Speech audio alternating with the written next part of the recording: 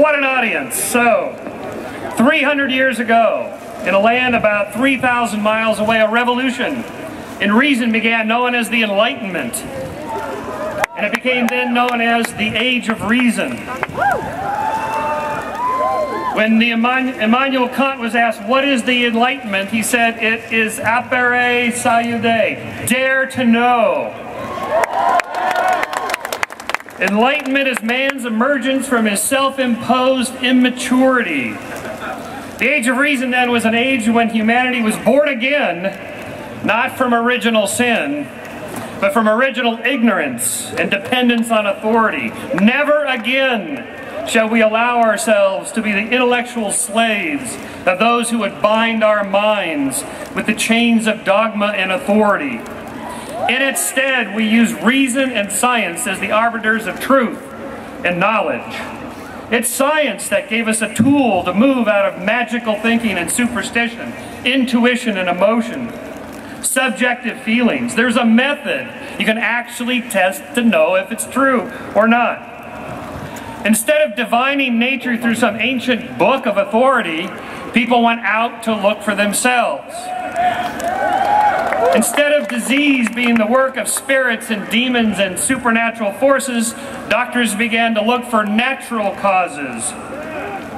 Instead of burning witches, after considering the spectral evidence given in books like the Malleus Maleficarum or the authoritative book of witch hunting, jurists began to look for more reliable evidence.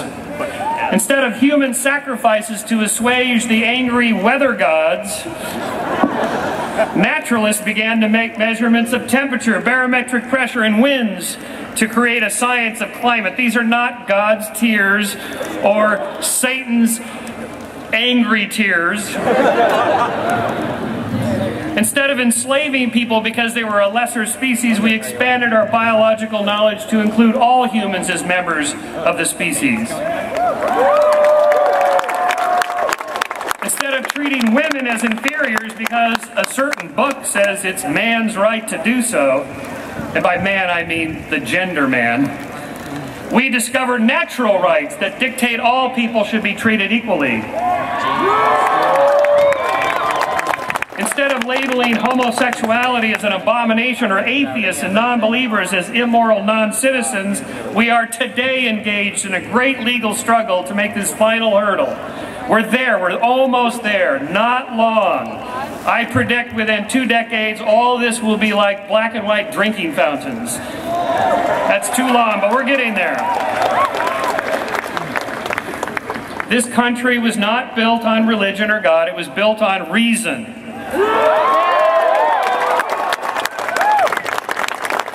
And science. Democratic elections, in a way, are like a scientific experiment. You tweak the variables, it's called an election, you throw the bums out, you run the experiment for 4 more years, and you try again and see how it goes. That's science. It's not an accident that the Founding Fathers were all naturalists. They were scientists. Jefferson described democracy as an experiment. But let us also remember what Jefferson said, that eternal vigilance is the watchword of liberty. It is for reason too. Too many people would still like to move us back to a medieval world of superstition and dogma. There is no guarantee that reason will triumph over ignorance. Nevertheless, while we're here, let's celebrate what we have accomplished over the centuries and note the progress that other great American said here about how the arc of the moral universe bends toward justice.